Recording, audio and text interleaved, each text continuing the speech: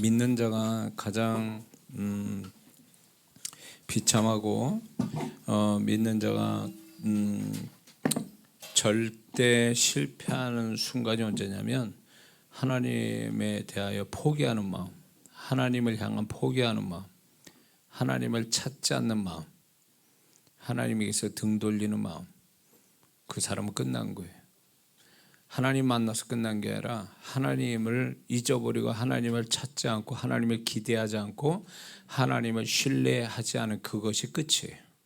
그 사람은 더 이상 앞으로 전진될 게 아무것도 없어요.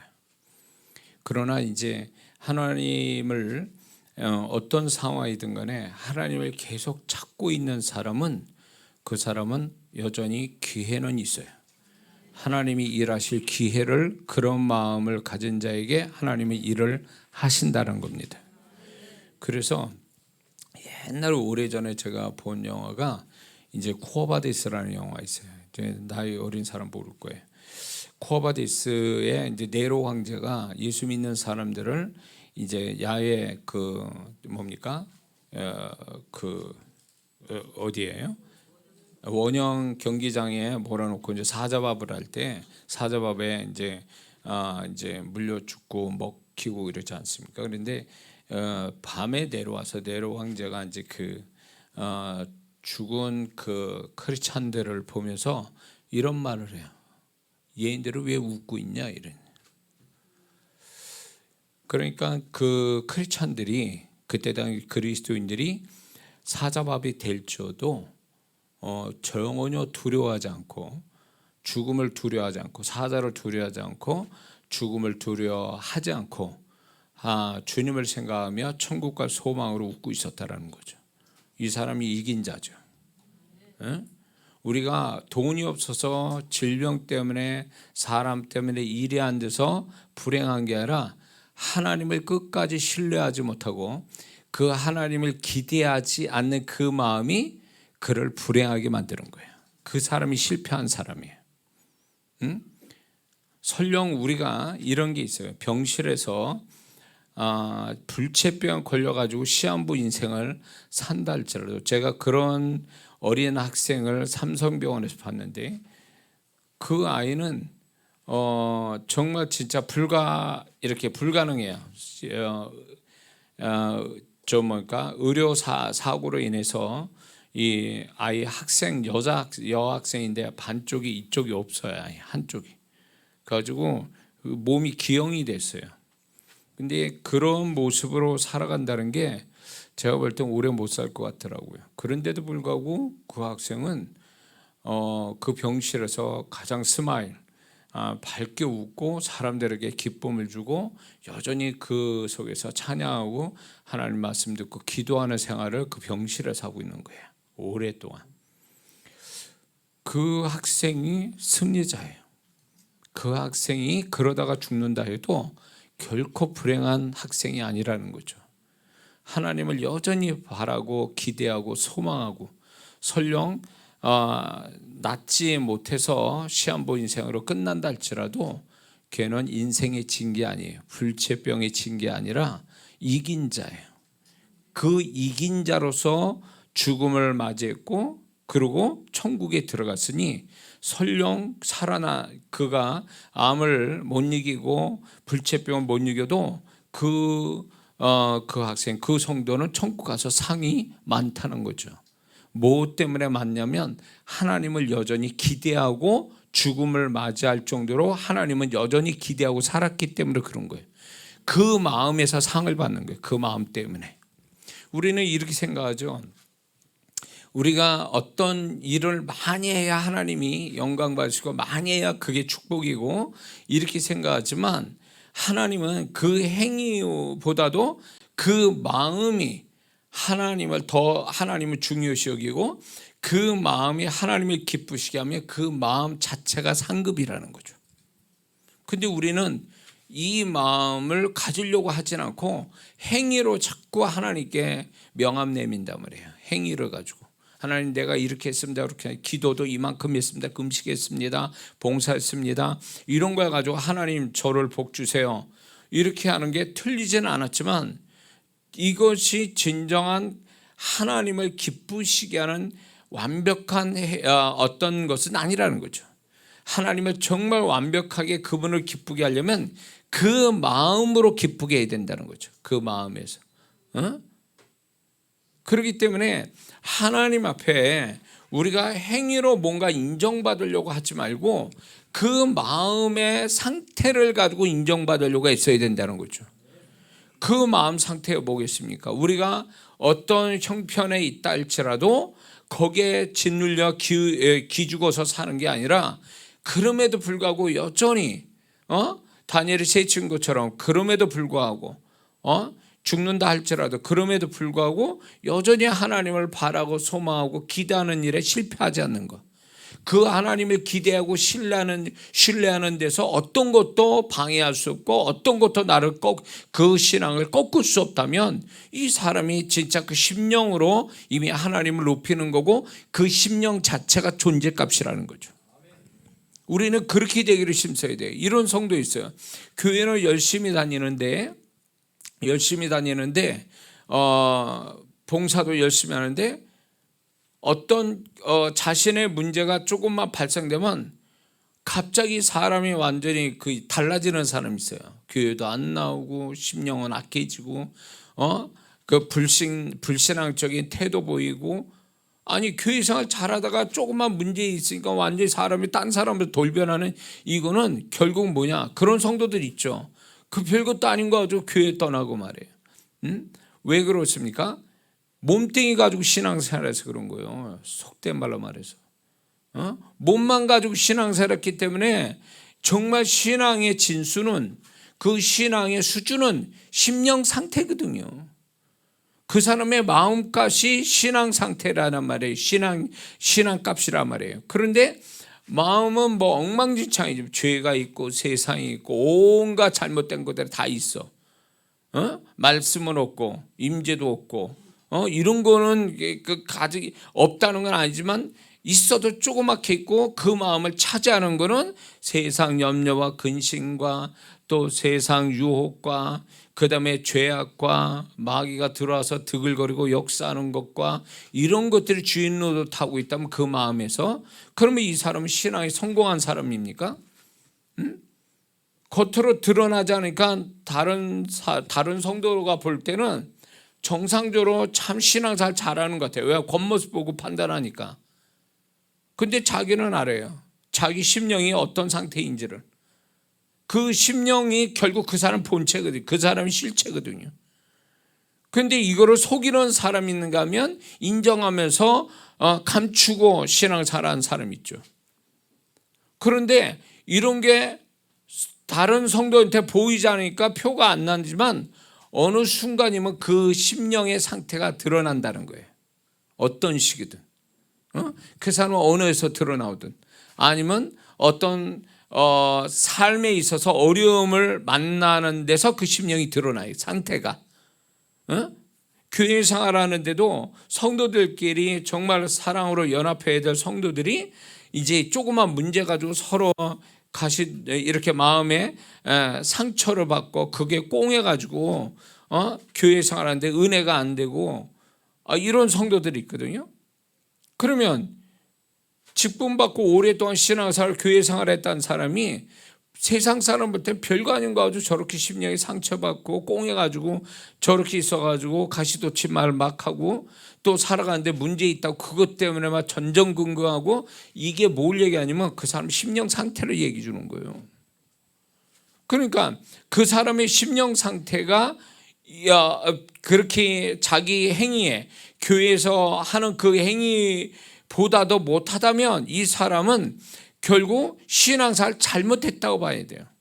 신앙은 행위로 인정받는 게 아니라 행위로 인정받는 건 성도들끼리 인정해 주는 거고 하나님 앞에서 신앙을 인정받는 건 그 심령 상태에서 인정받는 거거든요. 하나님의 행위로 속지 않아요. 그 사람 이렇게 말 가지고 속지도 않습니다. 그분은 우리의 심령을 들여다보거든요. 그 심령 중심을 보시고 그걸 가지고 우리를 판단하시는 분이거든요. 그렇기 때문에 신앙이 좋아진다는 얘기는 그 사람의 심령 상태가 하나님 보시기에 좋아졌다라는 뜻이에요. 어? 그거를 우리가 신앙의 어떤 목표로 삼아야 되는데, 우리는 신앙의 목표가 내면을 더 하나님 받으실 만한 기뻐할 내면을 갖는데 열심 내는 게 아니라, 이거는 막 엉망진창인데 이거는 다룰 생각 안 하고 이걸 고칠 생각도 안 하고 이거는 그냥 숨기고 있는 거죠. 표가 안 나니까 자기도 그거를 그냥 어떻게 할 생각 안 하고 그냥 놔둬버려요. 그리고 이제 몸으로 사람들이 보여지는 거니까 그거는 그걸로 인정받으려고 한다면 이 사람은 수박 겉핥기 신앙이고, 이 사람은 정말 진정한 신앙 생활은 아니다라고 이렇게 보는 거죠. 제가 지금까지 목회하면서 많은 성도분들이 열심히 냈다가 어느 날 사라졌어. 그러면 이제 사라지는 이유가 있을 거 아니에요? 그 이유가 어떻게 보면 그럴 수도 있겠다라고 이해가 돼요, 목사가. 근데 여지껏 신앙사를 직분받았는데 그거 하나 못 이기냐고. 그거 하나 소위 말해서 용납을 못하고 용서를 못하고 그런 거 하나 정말로 진짜 참지 못하냐고. 그 별것도 아닌 거 가지고 그냥 심령에, 그러니까 그게 자기를 상처 주고 화나게 하고 섭섭하게 했다는 건 분명한 객관적인 사실인데, 그렇다 해도 정말 그렇게 그거 하나 가지고 막 진짜 그동안 신앙에 은혜 받은 거 봉사한 거 다 내버리고 교회를 떠날 지경 그 정도 되겠냐 그거예요. 그 정도까지는 아니거든. 세상 사람도 그렇게는 안 하거든요. 그러면 그 성도가 그렇게 하는 이유가 뭘까요? 이미 그 심령 자체가 그 이전부터 그 상처받고 뭐 이렇게 마음이 섭섭하고 부정적 마음이 들어오기 전부터 마음 상태가 안 좋아서 그런 거야. 마음 상태가 안 좋아서. 응? 만약에 어떤 성도가 50 정도로 부정적으로 나한테 힘들게 했어요. 그러면 신앙이 좋은 사람은 50도 결국 마음에 들어올 때 좋은 심령 상태로 희석시켜서 없는 거로 이렇게 만들어요. 이게 신앙 좋은 사람이거든요. 근데 50으로 나를 부정적으로 나의 마음을 그렇게 어렵게 만들었다. 50 정도. 근데 기존의 상태가 마음 상태가 안 좋은 사람은 50밖에 안 되는데 이걸 500으로 뻥튀기 하는 거예요.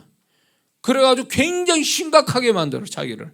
자기만 그러나 주변 사람을 다 아주 불편하게 만드는 거지. 그러니 그렇게 신앙사라는 사람이 과연 이게 제대로 된 신앙이냐 그거예요. 응?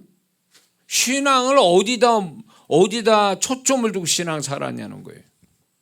신앙은 결국 우리 심령을 고치고 심령이 더 나아져서 그분이 거하실 만하게 편안한 심령을 갖고 그분이 기뻐할 마음 상태를 가지고 가는 게 신앙생활 잘한 증거인데, 이 증거는 하나도 없고 그냥 행위로 인정만 받는 데만 열심히 내다 보면 언젠가 부도난다는 게 그 신앙이 부도가 난다는 거예요. 응? 그분이 나를 판단하실 때 내 다윗을 하나님의 왕으로 인정하실 때 그 기름 부을 때 외모 가지고 기름 부었습니까?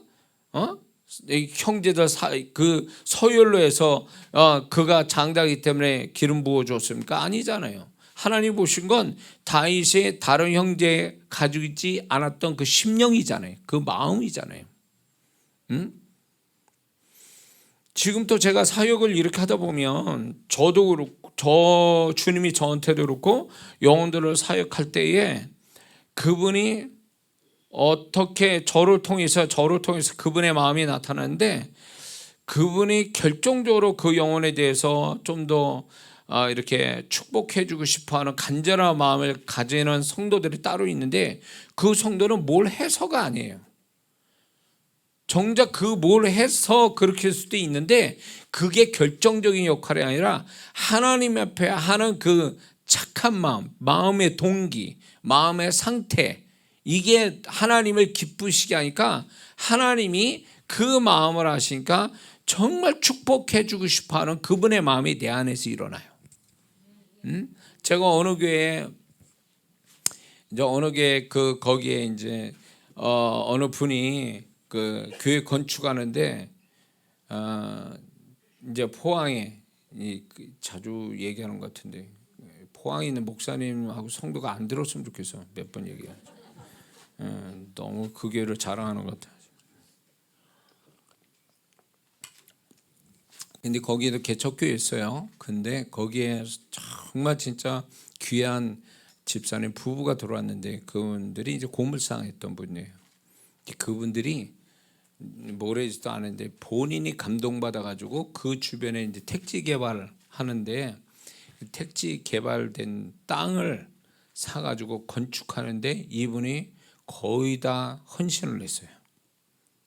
그 교회 그 목사님이 와서 얘기할 때 상가에 20-30명 그 성도밖에 없는 교회였거든요. 그분은 저한테 훈련받았던 목사님인데, 근데 그 정말 귀한 그 성도님이 와서 헌신을 그렇게 해가지고 제가 그 땅을 건축하기 전에 그 땅을 거기서 봤거든요. 가서 봤는데 정말 택지 개발돼서 빈 땅만 일으키는데 그분이 땅을 하나 이렇게 헌납할 뿐 아니라 건축을 하는데 3층 건물로 건축을 했어요. 그래가지고 제가 거기에 첫 번째 가서 제가 집회를 했죠. 건축한 다음에. 근데 그 성도 부부가, 집사님 부부가, 제가 이제 전라도 광주에서 집회를 할 때 집회 장소 센터가 있었는데 거기 할 때 그분들이 이제 참석을 했어요. 집회 때. 근데 주님이 영감을 막 주시는 거예요. 제가 사역하듯이 확 하고 영감 주시는데 이런 사람 있다 나오라고 주님 축복한다는 게 그분들만 계속 나오는 거예요. 그래서 제가 그 목사님한테 몰랐을 때 그 목사님한테 물어봤어요. 아니 저분들 진짜냐고. 그 담임 목사님한테 그 맞다는 거예요. 그러니까 하나님이 이 두 부부를 얼마나 존귀하게 여기시는지 나는 전혀 모르는 상태에서 그분이 계속 얘기하시는 거예요. 그냥 그러면 그분들만 계속 그럼 계속 축복해 주고. 근데 축복을 하는데 제가 그거를 사실을 알기 전이었으니까 축복을 하는데 하나님이 이 양반들을 굉장히 사랑하시고 굉장히 기뻐하시고 굉장히 존귀하게 여기신다. 이게 저한테 왔거든요. 그리고 하나님 영감 주시는 대상이 그분이었던 거예요. 몇 번 나와서 기도받았는데 알고 보니까 그런 분이더라 그거예요. 근데 제가 느낀 게 뭐냐면 그분들은 나중에 제가 이제 봤는데 어떤 크게 헌신한 그것이 아니야. 하나님의 관점은 그게 아니더라고요. 그 헌신보다 더 하나님 기뻐한 건 하나님을 향한 그 마음이 남달랐던 거예요. 그 교회 성도 중에서도. 이걸 하나님이 너무 기뻐하셨던 거예요. 이걸 너무 귀하게 여기신 거예요. 저는 사역을 하면서 그렇구나. 하나님은 이렇게 어떤 일을 했다라는 것보다도 하나님이 하나님 향한 어떤 마음을 가졌는가를 더 우선으로 여기시는 거구나. 이걸 통해서 하나님이 마음껏 축복하시는데 이게 있어요. 그분의 마음에 그 어떤 영혼에 대한 마음이 각각 달라요. 그 마음 주시는 게. 여러분들은 이거를 좀 알 필요는 없는데 똑같은 제가 메시지를 전하고 안수를 해도요. 그분이 각각 영혼에 대한 그분의 마음의 차이는 각각 있더라는 거예요. 그거는 뭐 수치적으로 얘기할 수도 없으니까 굳이 또 그걸 얘기할 필요는 없거든요. 근데 분명한 사실은 그분은 그 마음의 상태를 보시고 각각 다르게 대하신다는 거예요. 그래서 제가 생각했다. 아니 구원은 공평한데 주님이 구원받은 성도들을 차별을 두고 계시더라고요. 천국 가서도 우리는 차별을 대할 거예요. 왜? 열심히 한 자와 안 한 자는 또 차별이 있을 거 아니에요. 그것처럼 이 땅에서도 주님이 저를 통해서 나타나는 게 뭐냐면 차별을 두고 계세요. 똑같은 말씀을 전하는데도 그분의 감정이 달라요. 영혼을 상대하는 감정이 다르시더라고요. 그건 결국 뭐냐면 주님이 각각 다르게 대하시고 있다는 걸 알게 된 거예요. 그런데 이런 게 있어요. 참 재밌는 게 뭐냐면 주님이 굉장히 자신을 사랑하고 누구나 다 사랑하죠. 그런데 기뻐하는 건 다른 차원이에요. 사랑은 누구나 다 하세요. 안 믿는 자도 사랑하세요, 하나님이. 그런데 기뻐하는 자는 달라요. 사랑하는 차원에 넘어선 거예요. 기뻐하는 자에서 더 넘어가면 존귀한 자예요. 근데 그게 차별이 있단 말이에요. 영혼을 상대하실 때. 응? 그걸 보면서 하나님 또 차별을 이렇게 두시는구나. 차별을. 근데 그분은 마음의 어떤 그 마음의 상태를 보시고 그걸로 우리를 어떻게 대하실지를 결정하시거든요. 근데 심령이 굉장히 하나님 앞에 기뻐하는 심령 상태를 가진 자는 하나님이 자기를 어떻게 대하는지 알고 있어요. 알고 있더라고요. 그러니까 그런 성도는 하나님이 나를 이렇게 대하시는구나. 고마워하고 감사하고 기뻐해요. 그래서 더 주님께 잘해야지 이런 마음을 가져요. 그 성도는. 그런데 정작 그분이 어떤 마음을 가지는지 알아야 될 사람은 누구냐면 수준 떨어진 신앙, 심령 상태를 가진 자가 알아야 되거든. 그분이 어떤 마음으로 나를 대하는지를 알아야 되는데 그 성도가 알아야 될 사람은 모르고 있다라는 거예요. 그러니까 미운 짓만 하는 거지. 그분 앞에서. 그분이 어떤 감정 가지고 어떻게 대하는지 그거를 못 알아먹는다. 뭐 알지를 못해요. 알지를. 답답한 거죠. 답답한 거죠. 그러니까 영혼들을 이제 얘기를 듣다 보면 주님이 그분의 영혼의 어떤 말이나 그 상태를 통해서 그분이 이미 그 영혼을 어떻게 대하시고 어떻게 판단하시는지 알고 있거든요. 내 안에서. 근데 내가 알 정도면 그 본인은 더 잘 알아야 되는 거 아니에요? 근데 본인은 더 몰라. 주님은 그렇게 나를 통해서 나타나는데 본인은 또 몰라. 얼마나 답답해. 이게 얼마나 참 이렇게 안 맞는 거예요. 하나님의 마음이 전달되지도 않고 그 성도는 또 하나님 어떤 자기를 어떻게 대하시는지 그것도 모르고. 그러니까 신앙생활이 재밌겠냐고. 주님과 소통이 잘 돼야 재밌는데 소통이 안 되는 거예요. 그러니까 이런 성도는 뭔가 좀 교회 생활에도 사람이 전부인 거예요. 주님이 전부가 아니라 사람이 전부예요. 그 사람에 따라서 칭찬하면 좋아라 하고 막 조금 뭐가 판단하고 비난하면 그거에 기죽고 막 썩내고 막 이게 신앙생활이 주님 때문에 하기도 하고 안 하기도 해야 되는데 말씀이 있어서 말씀대로 말씀이 있어서 하고 말씀이 없으니까 안 하고 이래야 되는데 그게 기준점이 아니라는 거예요. 그러니까 신앙이 사람 따라 움직이는 신앙이 돼버리고 마는 거죠. 그러니까 이런 성도는 예배를 드려도 기도를 해도 주님과 소통이 되는 게 없으니까 다 끊어진 상태로 혼자 하는 것 같은 느낌 되는 거예요. 예배도 혼자 반응 없는 주님이 반응 없는 혼자 예배 드리고 기도해도 그렇고 찬양해도 뭔가 반응이 와야지 그분의 반응이 느껴져야 되는데 그런 게 못 느끼니까 신앙생활이 재미가 없는 거예요. 혼자 하는 것 같으니까. 왜 그럴까요? 이거는 첫째 그런 성도는 주님을 향해서 마음을 열고 주님을 기대하고 주님을 사모하고 이런 마음이 첫째 없어요. 이런 성도는. 그리고 이게 정말 주님을 만나는 신앙 행위라는 생각을 안 해요. 그분을 만난다라고 생각하는 게 아니라 의식 치룬다 이렇게 생각하는 거예요. 그러니까 자기 관점에서 하는 거예요. 자기 관점에서. 주님 관점에서 보는 게 아니라 자기 관점에서 나는 할 일을 하는 것뿐이다 이런 거예요. 그러니까 재미가 없지. 신앙생활이 재미가 없는 거예요. 되도록이면 안 하고 싶은 거지. 이건 신앙이 잘못된 거예요. 우리가 그분과 소통하려고 예배드리고 기도하고 찬양하고 다 그게 그분과 소통하는 매개체잖아요. 믿습니까? 근데 그 매개체가 그런 중간다리 역할하는 그 매개체를 통해서 그분을 경험하는 건데 그분이 경험되지 않는 거예요. 첫째, 그분을 만난다는 생각을 아예 그런 믿음도 안 갖고 그런 기대감도 없고 그런 거는 아예 생각지 않고 행위에 치우쳐서 하니까 이 사람은 차가운 신앙 행위로만 있는 거예요. 신앙생활이. 그러니까 무슨 재미가 있어요. 무슨 재미는 뭔지 아세요? 이런 성도는 사람이 자기 봐주는 거, 교회에서 뭔가 하는 거, 이게 그 성도의 재미일 뿐이에요.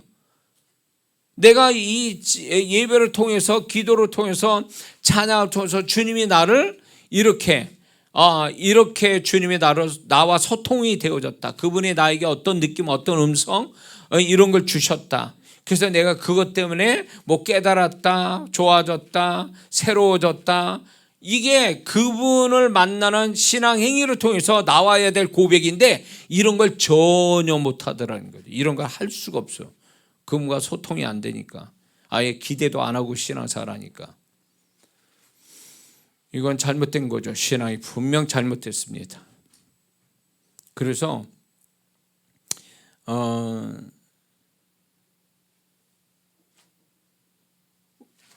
우리가 모든 것이 주님이 어떻게 생각하시는가, 그리고 주님과 소통이 늘 되려고 내가 먼저 애를 써야지, 그분이 와서 뭐 어떻게 해주기를 바라는 이런 태도는 버려야 됩니다. 내가 주님을 만나려고 하는 어떤 태도로 가져야 그분이 나를 만나 주시지. 그분을 내가 의식하고 그분을 초청하고 이래야 그분이 만나 주지. 나는 아무 생각 없는데 그분이 와서 그냥 일방적으로 만나 주신다? 그거는 아니에요. 지극히 스페셜, 정말 극적으로 이 인간을 뭔가 하나님이 변화시키고 하기 위해서 뭐 극적으로 그런 일은 있을 줄 몰라도, 보편적으로 믿는 자가 그분을 경험할 때는 내가 그분에 대해서 열린 마음과 사모하는 마음을 가질 때 그게 그분을 존중하는 게 돼서 그분이 나를 만나 주시기 위해서 와 계신다, 그거예요. 그래서 그분이 말씀하시고 느낌 주시고 어떤 현상을 일으키시는 거죠. 그래서 내가 그분과 소통이 돼서 나는 이 예배를 통해서, 기도 찬양을 통해서 나는 그분을 느꼈어. 그분의 존재를 더 가까이 내가 느꼈어, 경험했어. 이런 것들이 될 때 우리가 이게 나 혼자만의 애씀이 아니라 그분이 또 반응해 주신다, 긍정적 반응을 해 주신다라는 이거로 즐거움을 갖는 거거든요. 그리고 그 다음에 할 때도 또 기대감을 가지고 신앙 행위를 갖고 있는 거고요. 이게 이제 처음으로 돌아서 마음 상태와 더불어 그분과 소통하는 거, 이게 우리 신앙의 핵심이고 이게 우선이 돼야 되는데, 이거는 하나도 없고 그냥 다른 거, 부수적인 거, 행위로 지치고 사람 칭찬, 사람과의 소통, 이런 거에만 신앙이 전부가 돼버리면 이 사람은 사람 때문에 자빠지게 돼 있어요. 사람의 신앙이 되는 거예요. 주님의 신앙이 아니라 사람의 신앙이 되는 거예요. 그러면 이건 잘못된 신앙생활 하는 거예요, 이게. 많은 성도들이 교회 떠나고, 마음의 상처, 교회에서 상처받고 교회 떠나는데 이유가 있죠. 전도해보거나 교회 안 나온 사람들 전도해보거나 하면 교회를 안 나가는 이유를 얘기를 해요. 화내면서 얘기하는 사람도 있어요, 막. 그 상처가 아직도 해결이 안 돼가지고. 그러면 그분은 피해자로서의 교회 안 나갈 만큼의 피해를 입어서 그게 마음에 상처돼서 여전히 교회를 안 나간다는 얘기를 듣다 보면 그럴 수도 있겠구나, 그러니까 이렇게 교회 안 나오는구나, 충분히 그 성도는 이해가 돼요. 근데 그게 그분 앞에까지도 이해가 될 문제냐고요. 아니거든. 착각하고 있는 거죠. 비록 자기가 피해자가 되고 저 가해자가 있어서, 교회 안에 가해자가 있어서 나를 피해자로 만들었다고 그래서 피해자로서 내가 피해가고 도망가고 신앙 버렸다는 게 하나님 앞에까지 인정받는 건 아니거든요. 근데 그거를 당연시 여겨요. 나는 피해자이기 때문에 내가 이런 행동해도 하나님은 이해하실 거야. 누가 이해를 해요? 하나님 이해하신다고요? 자기 생각이지. 자기만 손해보는 거예요. 그러다 징계받는 거지. 귀신의 밥 되는 거지. 그렇게 되면 그거를 누가 책임져요? 하나님 책임져 주십니까? 아니요. 그래서 우리 신앙이 이런 게 있어요. 내 선한 마음 가지고 신앙사를 유지하고 견디는 거, 또 선한 마음 가지고 열심 내는 거, 그 수준에서 뛰어넘어가야 됩니다. 그 마음 가지고 했다는 언젠가는 그 마음 또 부도가 나요. 그 마음 가지고도 유지가 안 되는 때가 온단 말이에요. 많이 견디고 선한 의지 가지고 막 이렇게 하다가도 이 사람이 참고 견디다가 자기의 선한 양심을 가지고 선한 의지 가지고 막 이렇게 하다 어느 순간에 피곤하고 지쳐서 포기되어져서 더 이상 못하겠다 이러고 교회 떠날 사람들이 많다고요. 그 마음 가지고 하는 게 아니에요. 정말로 우리가 신앙생활 할 때에 그분의 마음이 내 안에 들어와서 그분의 마음으로 움직이지 않으면, 그분의 마음이 덧입혀져서 그분의 마음으로 하지 않으면 신앙 유지 못합니다. 끝까지 못 가요. 끝까지 못 간다고. 응?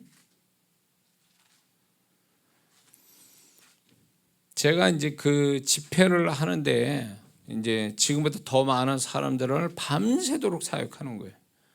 그러니까 제가 은사도 있고 능력도 있고, 그러니까 이제 밤새도록 영혼들을 상대를 하는데 몸은 막 녹아나죠. 막 정신도 혼미해지기 시작하죠. 그리고 은사는 나타나지만 너무 힘든 거예요. 그러니까 이제 그 나를 도왔던 또 참여했던 목사님들이 제가 하는 거 보고 굉장히 제가 체력이 좋고 열정적이라 그런 줄 알고 있어요. 근데 이제 이분들을 제가 훈련을 시켰죠. 저에게 가졌던 거를 같이 임파테이션 시켜가지고 이제 은사가 능력에 나타나게 하고, 이제 제가 이제 집회 때 이분들이 사역을 도우라고 이제 이렇게 그런 자리를 더 만들어 드렸거든요. 그 이분들은 이제 그렇게 해본 적이 없으니까 이제 좋아라, 뭐 은사도 나타나겠다, 능력도 나타나니까 이제 영혼들을 이제 제가 맡겼고 해보라고 그러니까 처음에 좋아하면서 막 하더라고요. 근데 한두 번 하고 나가 떨어진 거예요. 못하겠다는 거예요. 도대체 힘들어서 못하겠다 그래서 못하겠다 그래요. 그래서 제가 그거는 열정이나 어떤 열심이나 그거 가지고 하는 게 아니라고. 아무리 은사가 능력이 나타나도 그거 가지고 못하는 거라고. 그러면서 그분들이 저를 보면서 굉장히 대단하게 보는 거예요. 그거를 계속 해왔거든요. 제가 사역을 지금 21년째 하고 있는데 제 인간적 마음 가지고는 못 견딥니다. 이거 여기까지 보다요. 한 1년 하다 끝날 얘기예요. 그분들도 그렇게 생각했어요. 보니까 이정목사 저러다 끝날 것 같다. 1, 2년 하다 끝날 것 같아. 너무 열정적으로 해서 탈난다 그랬는데 21년째 하고 있거든요. 뭐가 그렇게 할 것 같아요? 제 선한 마음이? 아니요. 그거 가지고 선한 의지? 그거 아니에요. 주님이, 그래서 제가 그때부터 지금까지 주님의 마음을 수도 없이 그냥 그 주님의 마음을 주시고 주님의 마음으로 사역하게 해달라고. 그 마음을 그분이 부어주시니까 제가 여기까지 견디고 감당이 됐던 거지, 은사나 능력이 있다고 내 선한 의지가 있다고 해서 된 게 아니거든요. 응? 그러니까 신앙생활은요, 우리 선한 성품과 선한 의지 가지고 유지되는 게 아니에요. 그분의 마음이 들어오고 또 하나, 그분의 마음이 들어올 뿐만 아니라 그분과 소통하는 즐거움이 있어야 이게 신앙을 유지하는 능력이 되는 거거든요. 왜 우리는 교회에 와서 신앙생활, 교회 생활이라는 게 다 주님을 만나는 하나의 연결고리가 되는 현장이잖아요. 그러면 그분을 만나는 거로 해서 우리가 그분을 만나서 새로워지는, 그분으로 말미암아 내가 더욱더 그분을 더 알아가는 이런 것 때문에 세상이 힘들고 어렵고 이런 마음 상처도 치유되고 그러면서 또 다시 세상에 갈 때 또 담대히 또 힘있게 또 세상 속에 들어가고 이게 돼야 되는데, 이게 주님의 마음도 없지, 주님과 소통하는 즐거움도 없지. 그러니까 교회는 가야 되겠지, 시킨 일은 있지, 그러니까 억지로 하는 거예요. 막 이게 감사함도 아니고 억지로 하는 거예요. 응? 그건 몸뚱이로 하는 거예요. 그냥 행위로 하는 거지. 그 신앙을 계속 그런 식으로 가지면 나중에 탈납니다. 이게 그렇게 해서 유지가 되는 게 아니에요. 그런 성도가 오히려, 그래서 신앙생활 잘했던 성도들이 오히려 쉽게 시험 들고 어처구니 없이 교회로 쉽게 떠나고 문제 메이커가 되는 이유가 여기 있어요. 만약에 여러분들이 그렇게 그런 코스로 가는 걸, 제가 뭐 목회 34년인데 그런 코스로 가서 안타깝게 교회를 떠난 성도들 한두 번 본 게 아니에요. 그래서 저는 그게 겁나가지고 뭘 이제 은혜 받아 뭘 한다고 하지 마세요. 절대 하지 마세요. 그냥 은혜만 받으세요. 그냥 교회 나서 은혜만 받고 그냥 가만히 계세요. 겁이 나는 거예요. 왜? 이분이 봉사하고 시작하면 코스를 어떻게 밟을지 뻔히 보이거든. 그러면 나는 그 성도를 교회를 떠나가게 만들 수는 없으니까 그냥 이 성도를 오래 있게 만드는 비결은 그냥 교회 와서 예배만 드리고 그냥 가만히 있으라는 거예요. 봉사하기 시작하면 그게 처음엔 좋은데 나중에는 처음에 즐거움을 하다 어느 순간부터 얼굴이 굳어져 있어. 그리고 그 다음부터는 얼굴이 좀 어두워져. 그러다가 불평해. 그러다가 사고쳐. 그리고 교회 떠나. 그럼 이게 뭐냐고. 이게 목사 상처 주고 남아있는 성도들도 그냥 상처받고 그러고 가버려. 그래서 제가 지금 우리 교회도 마찬가지지만 한 성도가 많이 교회에 봉사하는 거 하지 말라. 그거 안 시켜요. 절대 안 시켜요. 작은 일에도 하나만 시키는 게 제 목표예요. 하나만 해라. 하나만. 그러면 시험 들 것도 없고 그것 때문에 잘못할 일은 없으니까 성도들을 뭐 은혜 받았다고 그냥 여러 가지 막 하는데 처음에 그렇게 시켜놨더니 그분이 그걸 나중에 감당 못해서 시험 들어가지고 교회를 나가버리더라고. 그래서 이게 이렇게 하면 안 되겠구나. 그래서 되도록이면 일을 안 시키는 거죠. 시키게 되면 작은 거 하나 딱 시키고. 여기에 그런 상처 있는 분들이 있을 거예요 아마. 자, 그래서 우리가 신앙사를 우리가 정말로 사람에게 상처받지 않고 정말 그 주님과 함께 즐거운 신앙생활, 교회 생활이 되려면 성품 가지고 안 됩니다. 이런 성도분들이 또 이제 뭐랄까 좋은 교회 찾으러 다닌다 그래가지고 이제 자기보다 더 좋은 성품과 신앙 가진 사람을 찾으러 다녀요. 교회를 순례 찾아봐요. 그렇게 그런 교회 들어간다고 되는가? 본인이 안 돼 있는데 뭐 그 교회 들어간다고 뭐 그런 속에 있다고 자기가 그렇게 되는 것도 아니거든. 그래서 우리가 이 신앙사를 유지하려면 주님의 마음이 항상 우리 안에 부어져야 되고 그분과 소통하는 즐거움이 늘 있어야 돼요. 이벤트식으로 있으면 안 돼요. 주님의 마음도 이벤트식으로 주님 마음 달라서도 안 되고 항상 그분의 마음, 항상 그분과 소통, 이것이 있을 때에 신앙이 변질되지 않고 어디에도 흔들림 없이 신앙을 붙들고 갈 수 있는 줄 믿습니다. 이렇게 할 때에 그 사람 심령의 수준도 올라가는 거거든요. 만약에 여러분들이 심령 수준이 떨어지면 신앙생활 내가 지금 잘못하고 있다 이렇게 판단 내려야 돼요. 그게 만약에 어떤 성도가 나를 괴롭혀서 심령 수준이 떨어지든 세상 살아가는 염려와 근심 때문에 수준이 떨어지든 어떤 죄 때문에 마음의 수준이 떨어지든 어떤 식으로 떨어지든 간에 마음 수준이 떨어지면 나는 지금 잘못 살고 있고 그분 앞에서 나는 잘못된 신앙을 지금 가지고 있다 이렇게 인정해야 돼요. 누구를 탓해서는 안 됩니다. 누구를 탓해서는 안 돼요. 그걸 다 이길 수 있다고 감당할 만큼만 주셨다는데 감당 못해서 마음이 부패하면 하나님 앞에 이 마음이 부패하면 이미 실패한 거예요. 그리고 부패한 마음에서 마음 수준이 떨어지면 이 사람이 이미 신앙과 삶도 잘못 살았다고 봐야 돼요. 하나님은 우리가 어떤 착한 행위를 보시려고 하는 게 아니라 그 모든 걸 이길 수 있는 마음, 풀무는 금을 도가니는 은을 연단하시거니와 여호와는 마음을 연단하시느니라.